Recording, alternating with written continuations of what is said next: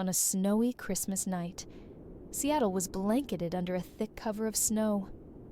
The city seemed frozen, empty streets, houses glowing with cozy lights, and the few passers-by hurried to escape the biting wind. Lucy's café, a small haven of warmth and the scent of coffee, remained open. She never closed on holidays, even if the customers were few. Her cozy cafe had long been a refuge for lonely souls on nights like this. Tonight, the patrons could be counted on one hand. Among them was Jennifer, quiet, thoughtful, holding a mug of hot chocolate that had long since lost its whipped cream topping. Her coat was damp with melted snow, and her gaze wandered somewhere deep into the darkened window. Lucy observed her from behind the counter, wiping down mugs, and couldn't ignore the faint sadness surrounding the stranger. Overcoming her natural shyness, Lucy decided to approach. "Would you like some fresh cookies?" Lucy offered with a gentle smile, placing a plate of gingerbread cookies in front of Jennifer. Jennifer looked up from the window, surprised, and then smiled gratefully. "Thank you. That's the nicest thing that's happened to me all day," she said, a little sheepishly. Lucy sat across from her, and a conversation began.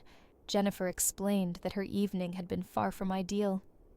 She had planned to spend Christmas with friends, but a sudden snowstorm ruined everything. Now, she was alone in an unfamiliar part of town, with no particular destination or place to go. Lucy, usually a good listener, unexpectedly felt the urge to share something about herself. She told Jennifer how she had opened the cafe a few years ago to create a space where anyone could feel at home, even if their real home was far away. "People shouldn't be alone on nights like this," Lucy said, "even if they don't have family or friends nearby." "You know," Jennifer said, looking at the twinkling lights in the cafe window, "this place really does feel like home. It's so warm." Lucy blushed slightly but felt her heart soften. "Well, then stay as long as you like. Tonight, this is your home." Time passed, and outside, the snow continued to fall in thick flakes. Lucy glanced out the window, frowning. "The roads are completely blocked," she said. Jennifer sighed. "Maybe I should just stay here until morning. There's nowhere else to go anyway."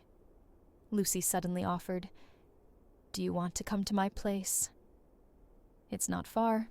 It's freezing here, and I've got some extra cocoa at home." Jennifer hesitated at first, but then, seeing Lucy's kind smile, she nodded. "That sounds wonderful. Thank you." They walked through the snowy streets, warming each other with their chatter. Snow covered the ground like a fluffy carpet, muffling the usual city noise. Lucy led the way, carving a path through the drifts, while Jennifer followed, wrapped tightly in her scarf.